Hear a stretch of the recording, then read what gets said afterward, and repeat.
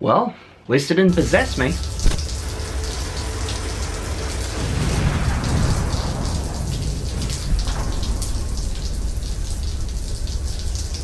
How's it going, ladies and gentlemen? You're probably wondering exactly what has happened to me. The last movie sort of left a bit of an impression on me. It comes and goes in waves, trying my hardest to control it.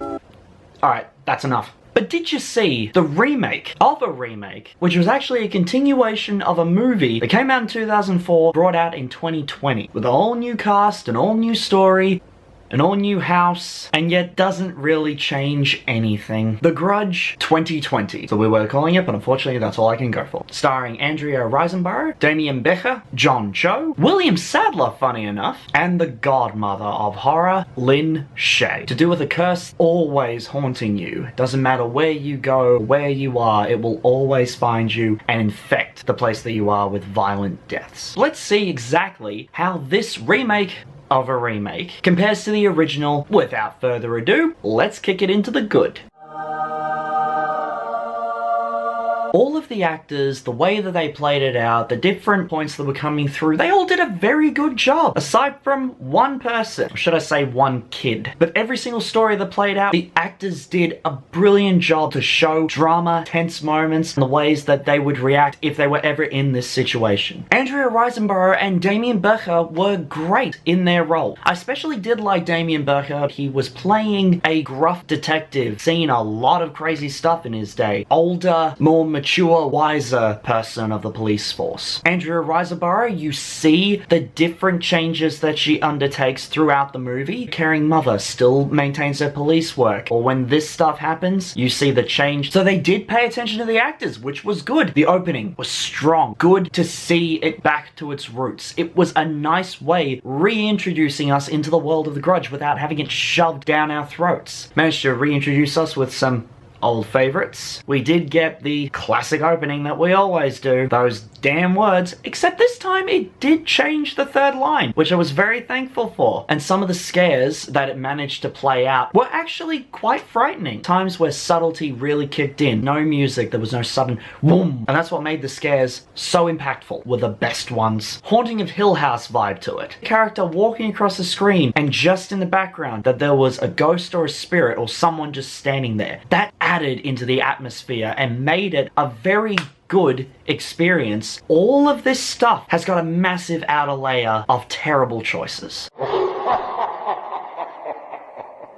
Mentioning the actors, they weren't used effectively. Characters really wanted to see. Demián Bichir, I would have loved to have seen more with his detective work, as being a nuanced, gruff, had experienced the stuff that they had all gone through. If anything, it just feels like he was wasted. But the biggest one was Shaye, the godmother of horror, the woman that made Insidious one of the milestones that it was. Sadly, there wasn't enough of her. They played her out to be an elderly woman that had a condition that obviously her brain was a little bit mentally impaired. There could have been so much more there. There were moments where she wasn't even mentally handicapped. It was actually quite smart. Surprisingly enough, Shawshank Redemption's William Sadler is in this. I have no idea what he's doing in this movie. It's great to see him. His role, not so much. But if we're going to be talking about those little problems that happened with his character and the others that came with it, there are moments in there easily changed something around. Quite simply as well, they could have been effective and worked very well with it. Sitting in chains, he's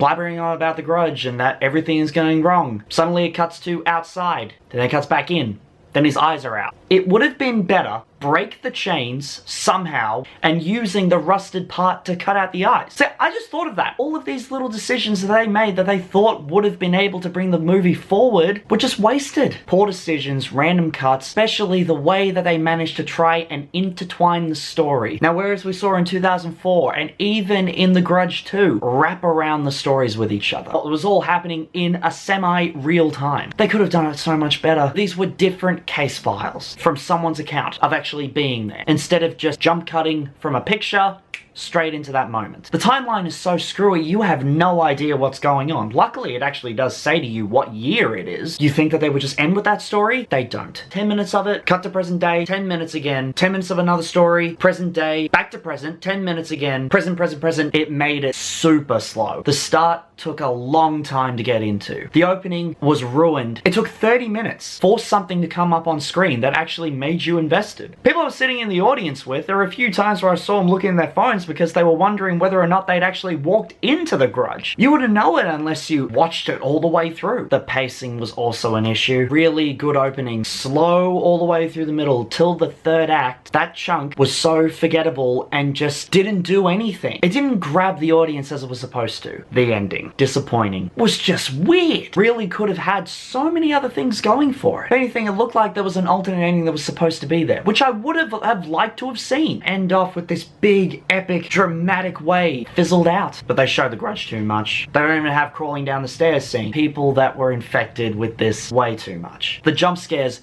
were everywhere. If you saw the trailer, congratulations, you've seen the movie. And that's not what you want. I wasn't disappointed. More looking forward to something that we've seen happen over 3 films. Yes, I'm mentioning the third one. But at the same time, the way that they interacted with each other. 1 was slow. 2 fixed a lot of the problems. We don't even mention 3. But this, it wasn't too bad. Coming across as someone who saw the entire trilogy here, I didn't mind it. There were obviously a lot of problems. There were a lot of things that I wanted. There were a lot of things that I wish happened. Much like the previous ones, it wasn't as bad as 3. So don't bite my head off. That was the experience that I got from it. That's why The Grudge 2020 gets...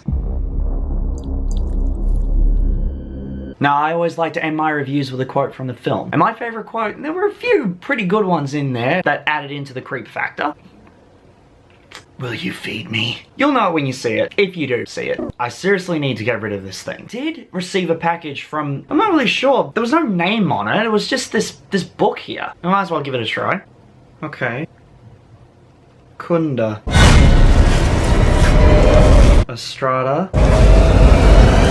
Montuse. Kanda.